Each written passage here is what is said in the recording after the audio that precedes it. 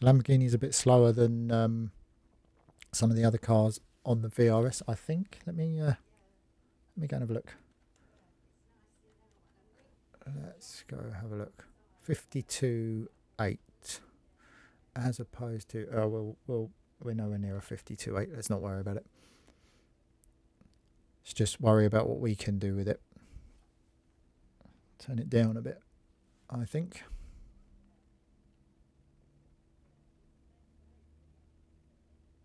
I've possibly undone myself somewhat by jumping around different cars with different configurations at this place, because the off-tracks are so severe and always a slowdown. There's very few places where you can off-track without a slowdown at this place. And of course, the way that individual cars with their different engine configurations tip into the corners and what have you. But, you know, we like a challenge. And this thing does have a rather silly livery Matching on it, car and so track data found should in be Sim enjoyed. Experience database. So let's get out and see what we can do. Big old screamy thing that it is.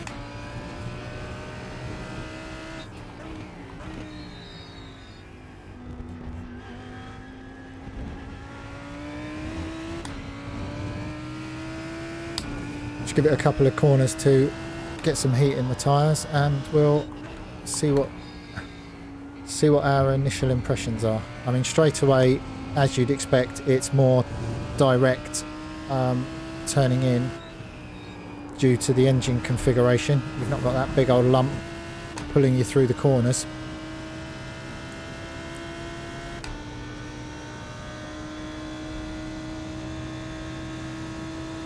I have watched the VRS lap, so I know that he drives down the crown in the road and the car feels a bit out of puff, but seeing as I don't have 7 gears, this is all I got.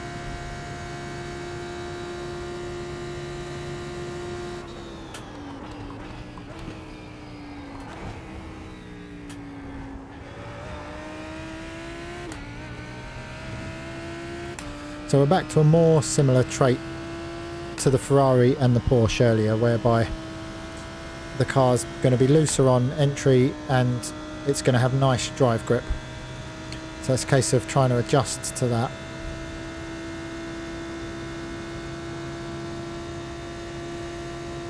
If you can hear yourself think over the big old screaming motor.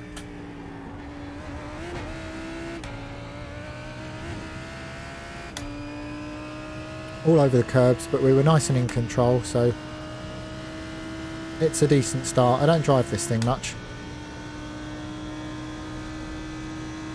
I think partly because I like to hear myself think while I'm driving, and it's loud.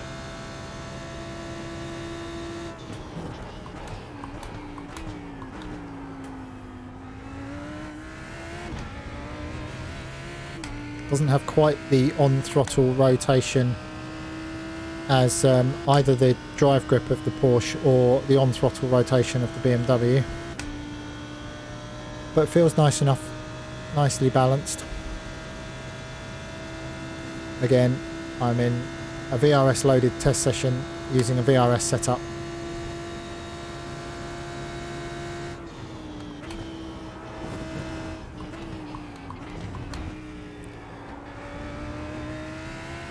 That felt a bit pedestrian, but unlike arriving there too quickly and ending up in a hedge backwards, because I'm still going, I have learnt that, and I can work on getting into the corner a bit quicker and a bit quicker until such time when I run out of talent or patience or water or internet or something.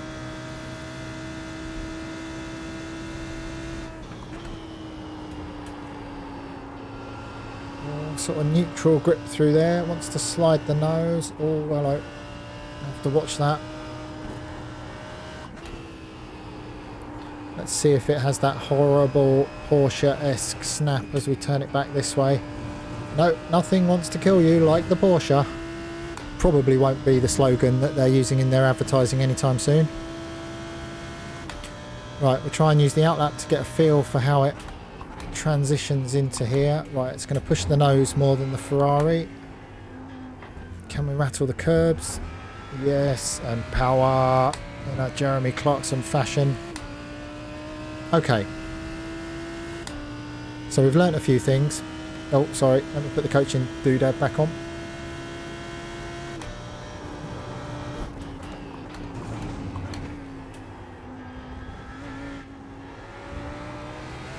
Oh, got a bit impatient in the middle of the corner, but it went in there all right.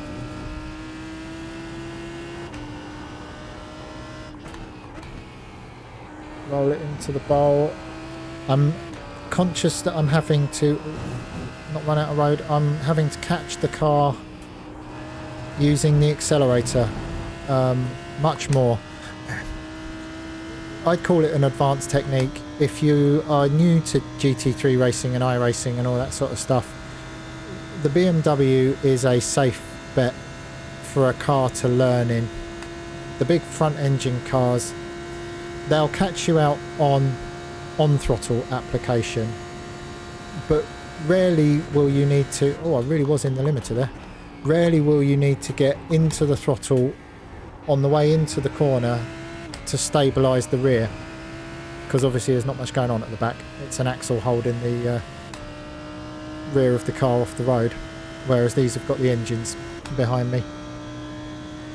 If you want to start moving into that technique, the on throttle yaw control, and these cars are too big and heavy to do that in, go drive the Radical. It's the training car really that you start your journey towards this style of racing in. It will display all the same sort of traits, but it's lighter, it's more direct, it's a bit easier, you know, you've got less power, it's easier to control, less weight transfer.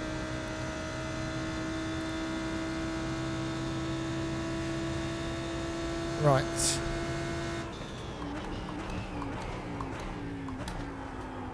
Oh, that's too much, surely. Oh, we got away with it. I'm amazed. Nothing as frustrating as an inside cut off track. Should probably be a t-shirt. Anyway, we've got away with it and we're nearly 3/10 up on that sector over our outlap. So let's try and get through here without being a big old 30 k's an hour deficit wuss. Tiny brake, get it in, brake it in a straight line, get the nose in. Oh, braked it too much. Good problem to have, maybe.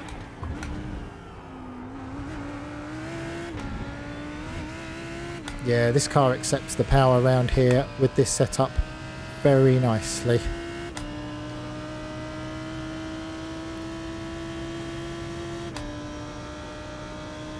Right, let's see what we can do through the Porsche curves.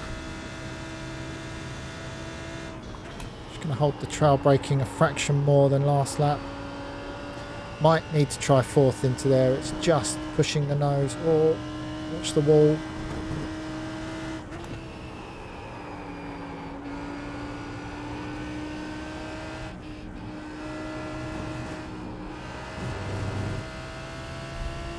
Okay, 50 penced it in motorcycling parlance. Turning in, you know, more than once, but you know, it's a start. Oh, yikes. Hello, somewhat out of control.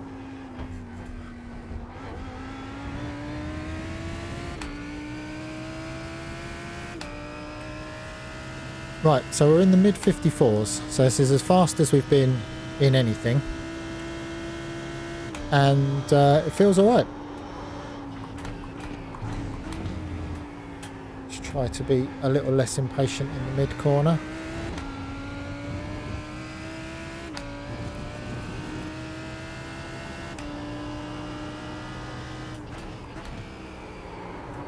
Oh, hello, there we go. The old famous over rotation. Let's have a quick look at that and then we'll analyse some data. Oh yeah, look, here's none of you are going to be old enough. Tell me if anyone watching is old enough to remember I Dream of Genie. But because it's a Lamborghini, it's an I Dream of Lambo Genie. See what I did there? Yep, I know. I know. Right, let's go watch the horror show that was the spin.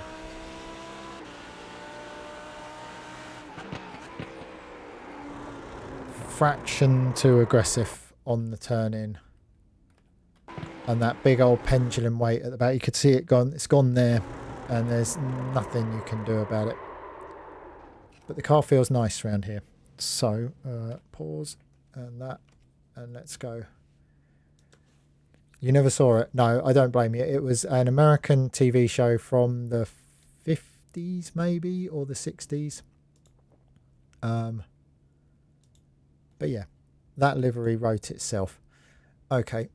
Oh, I'm just going to refresh because it never brings the data up otherwise. I've tried playing around with the upload speed and all that business, but to no avail, but that seems to work. So I think I should be writing these things down, but I think that's my quickest lap today. So I quite like this thing. Let's go have a look-see. Bit of a deficit into the first chicane. See, I'm doing straight away, I've gone straight back to doing what I was doing in the BMW, which was needing to lift off as you come through here to get the car to the right hand side of the road. And you see the subtle differences in the car straight away. That needs to happen in the BMW, but clearly not in the Lambo. He's building the brake pressure slower, which I talked about earlier as well.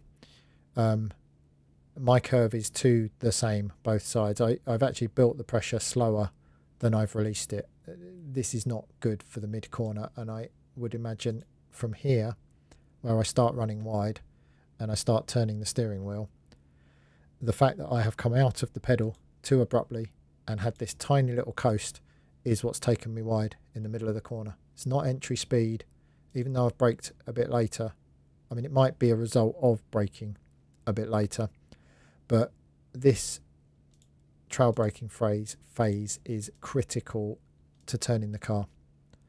As a result of it, I'm turning too much, and the consequences coming off the corner. So I would say that 2/10 is all, even though there's a bit of a deficit there, but then I'm run wide in the middle. It's all on the way in. If I can sort the line out on the way in, happy days.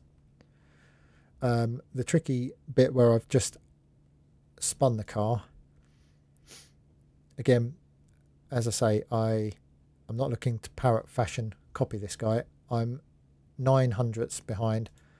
Maybe I can get away with braking a fraction less. I've attempted to do some form of trail braking here, not as smoothly as he has, and it's taken me longer to build the throttle, but I'm carrying a greater minimum speed. So it's clear from all of the cars that I've driven this morning that I'm approaching this section of road slightly differently to the way the VRS guy drives it, but it's not the biggest problem in terms of a time deficit. So, you know, no need to reinvent the wheel here. Right, Tetra Rouge looks worse because the sector's small, as I always say, but you have to click on it to find what the gap is. It's 10 k's an hour at the apex, and we work backwards, so we see I've jumped off the throttle exactly the same way as him. I'm just using 20% more brake pressure, and I have trailed it nicely, but I'm just slowing the car down more than it needs to. And although I'm building the throttle earlier, I'm losing that time in the mid corner. So something to work on. Again, if you're trying to work your way closer and closer to your reference lap, you've got to pick your battles. Whilst this looks dramatic up here, and 10 k's an hour is a lot, I'm back on the throttle earlier and it's cost me absolutely nothing down the straight. So, you know, bank it, try and carry a bit more speed through there. If it's not working, just go back to what you were doing. I've been losing 3 and 4 tenths into the chicanes depending on what car I've been jumping in. Straight away I am more, I mean, look how similar this data trace is. I'm out the gas a fraction early, and when we get to the point where he is out the throttle, just there, it's 2 k's an hour. That may account for the the 10th. It may also be just this little fraction. I hope you can see that, just where the dotted line goes above the blue line. We're chasing super small fractions now. So again, in the other cars, my braking into these chicanes has been poor by comparison to this. In this car, not so. And again, confirmed by the fact that the run out of the straight and down to the next chicane is identical. So this is good news. Back to the other Mulsanne chicane. It's 1.5 tenths, so there's a bit more of a difference. And look, it's amazing what the difference this can make. You'd think 16, 17, 18 k's an hour would be a huge deficit. But when you start drilling down into what's happened, yes, I've lifted a fraction earlier. I'm building pressure. I'm still not releasing the brake as smoothly as I would like, but I'm back into the throttle a bit harder, and I actually gain a tiny bit on the way out. So when you know, my first red sector of the day, huzzah, I've gone faster in a straight line than VRS can go. But, you know, when you take these two things together, because obviously the way you come out of the turn and get down to the next corner is directly related. There's no point in being 4 tenths up here if you're so slow out the corner, you're 6 tenths down here. So when you take the 54 off the 44, I'm 900ths down, even though it's quite a different way of approaching the corner. So again, happy enough. Into Mulsanne corner, I was 30 odd k's down, braking on the BMW down into here, and now I'm carrying more corner speed in. I'm slowing the car down a bit more, but again, we're now chasing hundreds. So in terms of what car suits me round here, this is the car I'm driving latest in the session. So I've done the most laps, but I've lapped in the Ferrari, then I've lapped in the Porsche, then I've lapped in the BMW. Now this is the Lamborghini. So they're all quite different in their configuration. So I think maybe this car suits me around this track. So I've been able to take more speed into the corner. We're chasing fractions here. He's braked less. So I would say I didn't feel like the car was banging off the ABS. This little doohickey, where is it, that I've got here, the Vocor screen with the screen I downloaded from some dude off race department, it flashes when I've got the ABS and things. I was keeping an eye on that out of my peripheral vision, and I didn't feel like it was hurting me into the corner. So again, we're approaching this turn differently, but it's not my problem corner. I could maybe get a fraction of a better run off it, but again, it's not a problem. I was 30 k's down in the BMW, turning into Indianapolis and Arnage, and here we are, just dramatically different. Change the car, dramatically different. Now, I don't know if any of you guys jump around different cars for different weeks. I know some people do, but for me, this Lambo with the VRS setup, you know, decent, works for my style. So let's examine what I'm doing differently. I've had a 40% hit of the brake, so I'm hitting the brake the same as him. I've just done it a bit earlier. That's where this deficit is. It's 16 kilometers an hour. I slowed the car down more.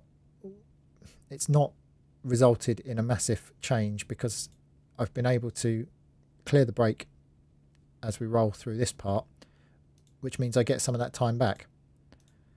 So again, it's different ways of approaching the corner. If sending it in a bit deeper at the end of the straight here is pushing you offline and is upsetting your rhythm, do something different. I'm looking to replicate the time and the speed I can carry, not necessarily the exact. See, look, he's had a big old catch. You see this brake here, he's turning to the right. The car, he continues turning the car to the right, and the car is actually slower down, and as his line dips under mine, he's had to have this huge old catch because the car's slid.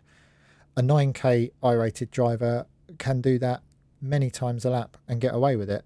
Us mere mortals may need to try and find a smoother way to approach, you know, back the corner up slightly as I've done here, it's resulted in no time difference to speak of. You know, it certainly isn't my problem area, but it's much safer for me. So onto the whatever this corner's called. Someone tell me what this corner's called. Here you can see the data trace is almost identical. It's 7Ks. I've lost fractions, and these fractions are always the hardest bit to chase. I am doing some form of trail braking here. I still come out of the pedal too hard. I might experiment with a slightly softer rubber in the pedal. I might change the helper spring. You know, I may need to just work on it, but it is a constant. So even though I'm analysing different cars, the finesse portions, as the car is at a slower speed, my trail braking phase is not as smooth as it could be, and that's definitely hurting. Got a great run off the corner, so not worried about that. Turning into the Porsche curves, here we go, the critical phase of the lap. Where are we? 10 k's an hour. So you can see where I brake more is where this line starts to break, and even though I get back into the throttle as I turn in, the damage is done in terms of the turn in speed difference. And then it ran wide here. I had to come all the way out the throttle, which he didn't, because the car, so you know, this is where it can, I think, become slightly infuriating and confounding, because you think you're getting to grips with it. You're like, right, I understand that the deficit and it's because I'm braking more and stuff. Well, he's braked less, and it's resulted in a more stable race car. And I think by trailing more effectively on the way in, even though he's braked less than I have, he's carrying a couple of Ks an hour. The fact that he can build the throttle has just helped the car turn. Kept the aero platform more stable. I'm, you know, jerking on and off of the throttle. The car's, you know, just rocking, loading and unloading the aero slightly, and it's all that stuff you can't see, but the knock-on effect has been this lift as the car slid as I turned it left, and that's where the time bleeds away. So it's not a huge difference, but I might even be able to best him through there if I can drive the car a bit smoother. So all the squiggly lines are telling me that I just need to be a bit smoother, basically. I don't need to go into the minutiae of exactly where he's braking and turning and all of that stuff. Okay, braking more than I have to, and look, here we go again, whenever the finesse parts happen. So this is what you're looking for in your own data. You're looking for constants, and this peak, the release of the brake should never be more abrupt than building the pressure. It's the wrong way around. You want to bang on the pedal, and then this slow trailing release that gives the car turning grip without releasing the braking grip. So you've still got the weight on the nose as you turn the car. It's easy to say, it's hard to do, but you can see, it's hard to do consistently, but you can see these little differences. If I can, and this is not a this corner specific thing, this is not even a this track specific thing, this is a me specific thing. If I can consistently trail brake better, I will start gnawing down at these few hundredths. And, you know, whilst they seem insignificant, there's what, turn 21. If I can take a half a tenth out over all those turns by just practicing one thing, not even working on the specifics of Le Mans, just by naturally being better at trail braking, being smoother, being able to, I'll then naturally start reducing the amount of brake pressure that I'm having to carry, because I can carry on bleeding that speed off as I'm entering the turn. So working on one thing will make me faster everywhere. And unless I am constantly reviewing the data, because I've been sim driving 20 years, as you can see, it's not the work of a moment. Knowing what you have to do and being able to repeat it properly enough times in all those different light braking trail brake scenarios, hard braking trail brake scenarios, all that stuff, until the point where it is automatic. When there is all this going on, turning into and through the Porsche curves, I revert back to type. And this is why I review the data. I have to continually tell myself what my deficiencies are, even though in this particular instance it's made very little time difference. It's something that if I can nail that, I will be better everywhere. And who doesn't want that? And then, surprise, surprise, he's been a big old wuss into the Ford chicane, because this has been the nemesis problem. Maybe I should be driving the Ford. Maybe the clue's in the name. I've lifted too soon. I've used too much brake pressure, and that's where this starts going up. It goes up as far as 18 odd kilometers an hour difference as we're turning in. I've been getting off tracks on the inside for anybody that's not been around for the whole stream. So, and as we know, an off track at Le Mans is a slowdown. So it's infuriating to drive the whole lap and to come around and give yourself a 2-second slowdown at the end and not log a lap. So this is an area, it would be really nice if you could reset yourself at the Porsche curves and just attack this time after time, but you can't. So I've got to try and work up to getting through here more efficiently. In my defense, and if indeed I'm allowed to get away with it, I will say that each car turns in slightly differently. So turning in here in a whole bunch of different cars in 3 or 4 hours is not helping my rhythm. You know, maybe do a few laps in each of the cars if you're not set on a car. Pick the one you like the best and then go work on it. But I'm going to head out and I'm going to try to nail that trail braking thing. And that's all I'm going to work on at the moment, because I'm basically driving the track well. Yes, it would be, I mean, it's such a long racing track that it would be really nice to be able to tackle the tricky sector again and again, but c'est la vie, it was not to be. Right, so I know I can carry full throttle through turn 1 and still get the car stopped into the chicane. We know we had a problem down here, and again that's all relating to the release of the trail brake.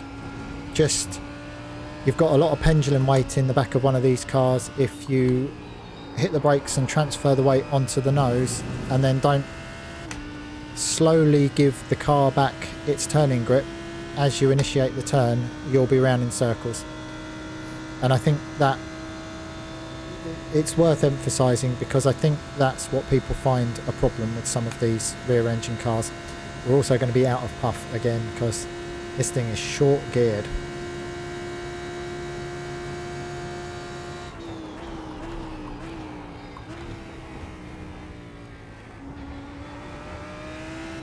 See, I think the way I have my brake pedal set up, and yes, I know I shouldn't complain, I've got a lovely set of pedals and they're extremely capable, but I think that last little bit of trail braking is too much on the helper spring. So anybody that's out there that's still driving on potentiometers, are they? You know, position based, cannot stress the difference a set of load cells would make.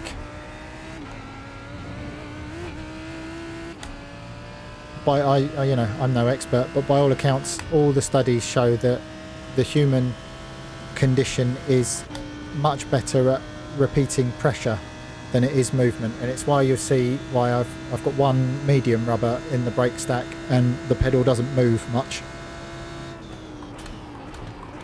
Oh, that's deep and wide and handsome. So yeah, I'm braking on the pressure of my foot, and maybe I can go to one small rubber. Maybe I'll try that to take some of the pedal travel out of the pedal even further. Personal preference, do what you like, but what you're looking for is the result, aren't you? The repeatability of the action.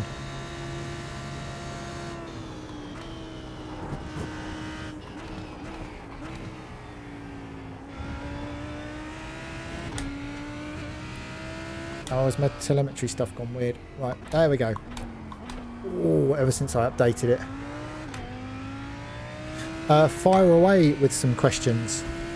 And I'm better when I'm distracted anyway. I drive the car more on my unconscious brain. So you fire away with some questions. I'll attempt to lap Le Mans and answer them. What can possibly go wrong?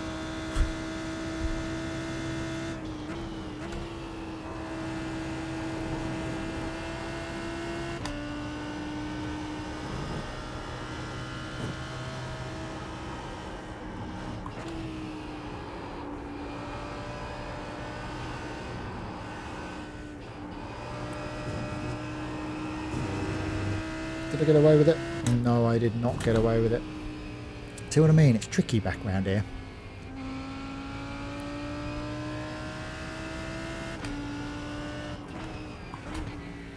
Right, let me approach a straight bit of road and then I'll attempt to read and drive. What pedals have I used before? Well, I started off back in the day with a G25, so, you know, just sprung things. Then I went to CSR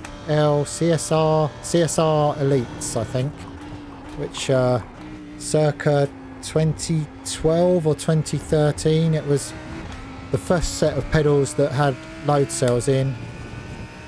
The Fanatec, however you wish to pronounce it, stuff. Got trail brake smoothly, I'll lose the rear. So that was a revelation, moving to a load cell.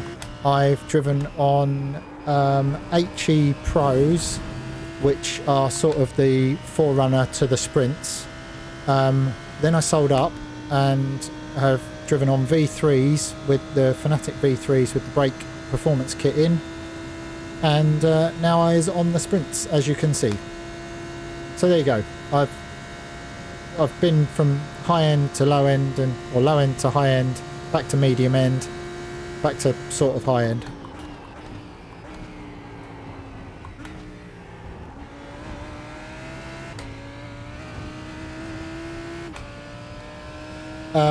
And sorry, why did I settle for the Sprints? Because I couldn't afford the Ultimates.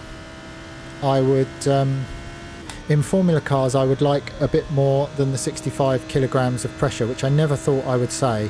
But I would like to be able to smash the pedal to be able to trail brake. But Husingveld, the stuff is really nicely manufactured and made. Niels is a good guy. Whenever I've had problems, oh, that's harsh. That's an off track there. Whenever I've had problems in the past, like the HE Pros had a separate little control box.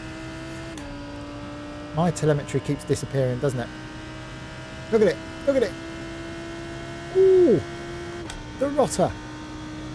That's just flat out weird.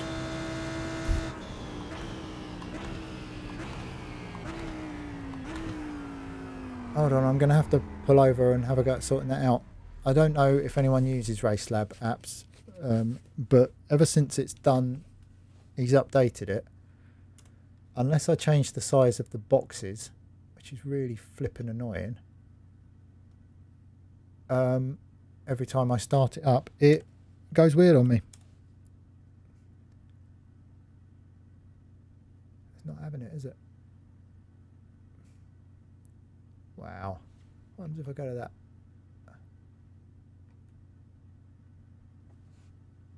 Alright, I'll have one more go. And then if it's just going to be all weird, then so be it.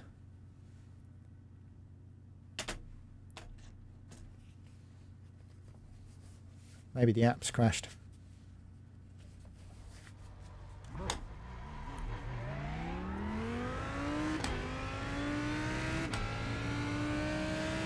Good stuff about Husingveld. Big difference between... big difference in lap time? No. Big difference in price and sort of consumer grade versus semi-professional type grade? Yes.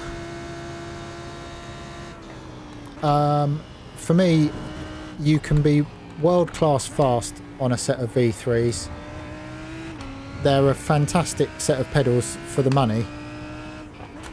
but I was just looking for that last little bit of adaptability. I can change the brake rubber stack in the sprints, I can change the curve of the pressure, I can change all of the it's really not working, is it? I apologise that the app thing's not working.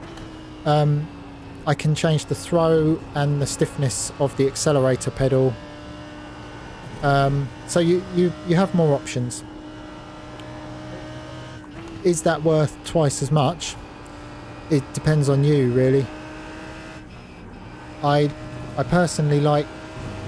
I find really the brake is good, but I find the biggest difference really comes from the accelerator pedal almost. The fact that you can tune it to be able to meter in as much, you know, depending on what weight you like. As we've seen from these cars, being able to build to 3/4 throttle, allow the weight to settle, and then apply full throttle to get these cars off the corner is critical to completing the grip circle phase of the corner. And you just have more tunable options. Oh, I'm in deep with the Husingveld pedals. Maybe that's making up for, you know, my deficiencies. You know, super fast alien types will drive a G25 and go faster than you could ever believe possible. But I think for us normal people, having a bit of help, having a bit of adjustability, they're plug and play. There's software with the Husingvelds where you can change all the dead zones and brake curves and all of that sort of stuff. But once you've got it how you like it, you sort of set and forget. But yeah, they have the knock-on effect of needing a proper frame. Oh, that's average. I'm on a track racer rig. You know, they need to be solidly mounted if you're going to smash the pedal at 50 or 60 kilograms.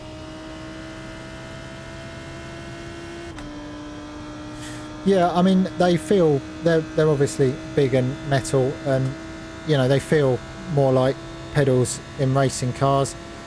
I've never sat in a racing car, so you know, who knows what the actual experience is like. That's harsh, that off track on the inside. I keep doing that. Need to slow down, give back some time. But yeah, I would say there's the whole thing of the infrastructure in play as well. If you end up in the Fanatic ecosystem or whatever they call it, you're sort of committed in a way. There's pluses and minuses. The Fanatic stuff has profiles for all sorts of different sims. Sometimes you have a hell of a job getting everything working with different sims, but if all you're going to do is iRace and the money's available, then yeah, a set of sprints married with a SimuCube. I've got the SC2 Pro and this fancy Asher wheel, and it makes you feel like you're driving a proper racing car, even if you're doing it badly.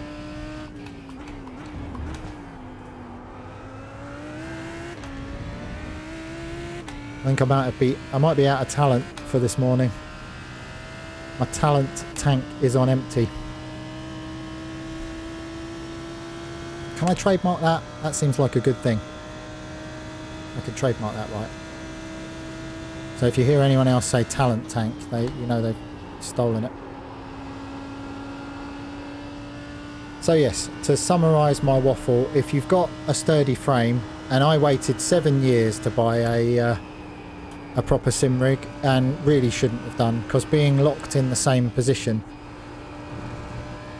and having everything ergonomically is underrated. Yeah, well, again, I had G25 when I started. I then went to the Fanatic CSR Elite. Yeah, the new stuff's the CSL, isn't it? So yeah, the CSR, which was like that old Porsche rim, but it had Forza written on the middle of it.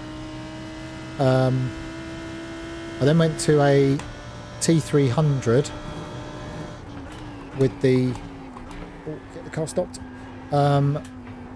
With the CSR load cell pedals. But I've driven on the Club Sport 2.5. It lasted 8 months before I broke it. I literally wore it out counter steering. The centre shaft couldn't take all the quick snap corrections. At least that's what happened to mine.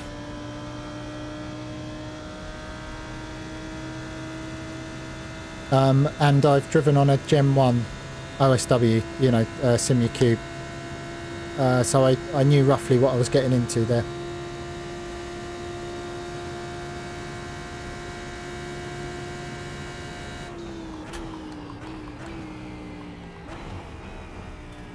Oh, that's better.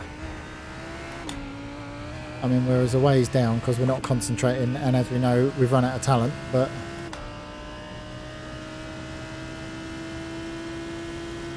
So yeah, I think there's something to be said for the equipment matching. The Club Sport 2.5, which of course is now redundant because of all the direct drive stuff, matched with the V3 pedals, was a great setup. Am I any quicker with this stuff? Probably not. As we've seen from the data, my problem is still trail braking. You could jump on YouTube now and watch somebody trail braking like an absolute master with a set of V3s. You could probably find someone trail braking like an absolute master with a set of spring-loaded pedals. You know, that's sort of the purpose of me doing these streams, is to try and show normal people the process to try and improve your ability. And it almost always comes from you and what you can do. There's a certain point where you get to, like, the slew rate, as they call it, the speed of movement on these wheels. Morning, El. In terms of catching slides and correcting the car as you get nearer and nearer the limit, absolutely, the Sim Cube makes a huge difference. That was, I believe, the downfall of my belt-driven wheel, in trying to catch the snaps off the corner where you're wringing the neck of the car and you need to catch it. So there's longevity, there's price versus performance. Yeah, sorry, my telemetry overlay has decided to take a holiday. I can stop and reset it, but look, it's got a mind of its own. I swear to God. Yeah. Let me hit my set change button and turn it off and turn it on again.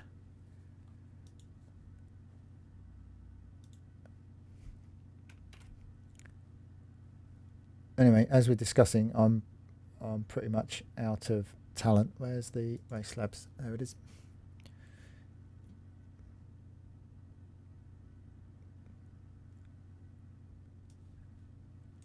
Okay. Well, don't bring the streaming box back up. Oh no, it has. Okay. Right. Ready? Ta-da! I'll be asked to join the magic circle soon enough. Right. Let's attempt not to be rubbish for the last few laps. And make some sort of sense out of the whole equipment debate. So yeah, you know, sim racers chase the latest and greatest bit of gear, and always have and always will, I think. Does it make you any quicker? I think the direct drive wheel will help you catch slides.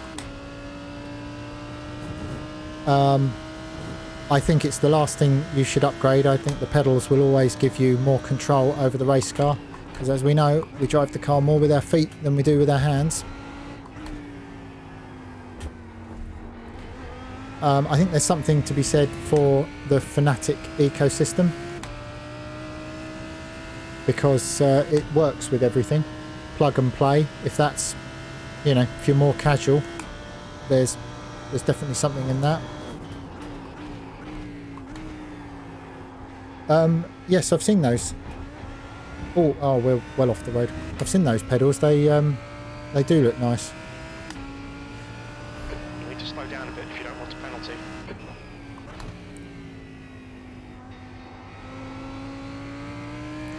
Gear will make you faster, but won't make you fast. Yeah, no, I think that's fair.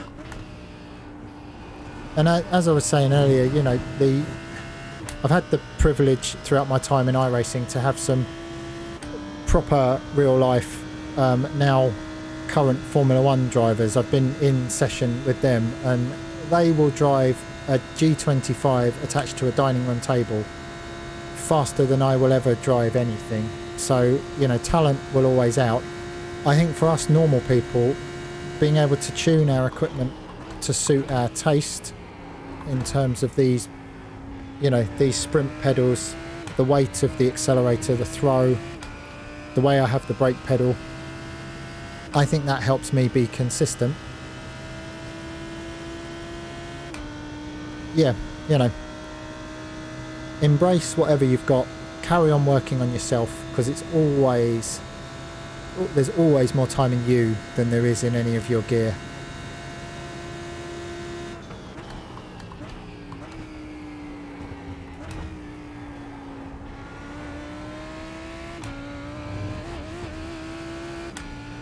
Right, I'm going to do this lap. I'm going to attempt to break all sorts of records and be the fastest man ever around Le Mans.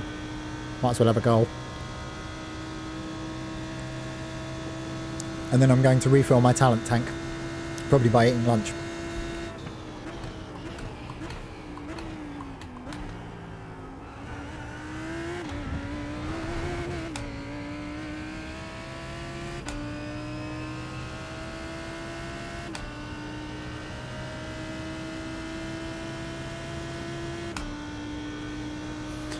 Right, I've got a good feeling about this up and coming lap.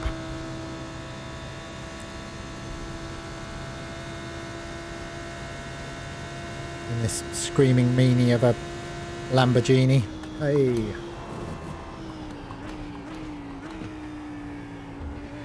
Oh, that is too much inside curb.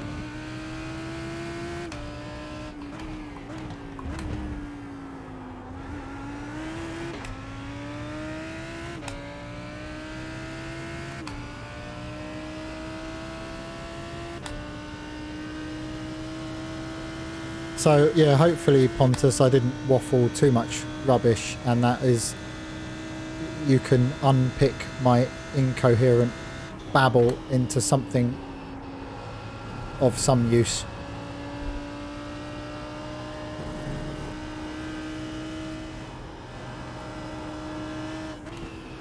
All I know to do the concise version is moving to a load cell from a potentiometer pedal made way more difference. I went T300 to Gem 1 direct drive wheel, and I was so looking forward to that I was sure it was going to give me speed, and apart from catching the odd slide, I went precisely no faster. £1,500 upgrade, no faster. Now 3.4 off your best. Right, here we go. This is it. World record pace. You were here to see it.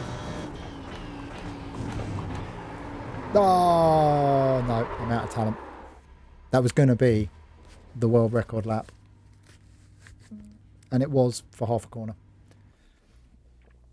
Right, I'm just going to review my fastest lap, which I did in this car on my first flyer, thus proving my talent tank was running out.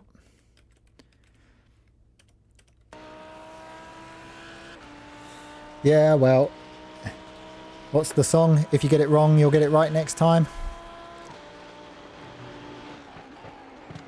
But like, you know, like I said earlier, you want to try and work up to pace.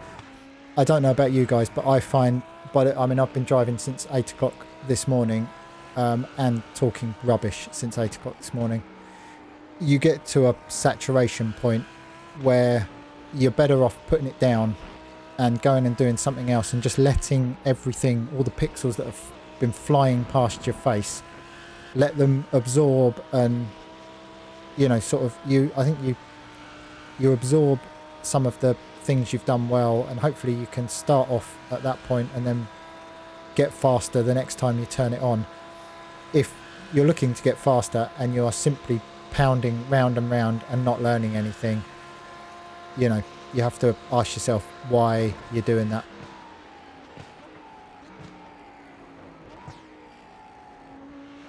So we know from looking at the data on this lap, it was well balanced. I'm losing a tiny bit everywhere, but I need to go and work on my trail braking. We're driving down the middle of the road because apparently that's quicker, even though it's not what they do in the reels.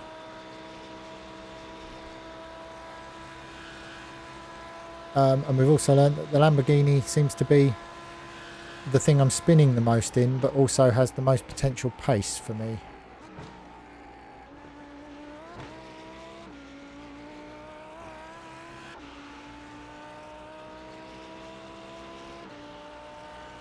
So yeah, keep it smooth, stay on the track, focus on your exits, focus on your line, review your data regularly, look for your own traits and your own habits and compare those to the data. Oh, how I got away with that. That is just flat out. I mean, that's completely off the road. Well, that's worth considering, isn't it? Especially if you're trying to dive underneath someone and make a pass. Because for me, that would be a surefire slowdown. But it ain't.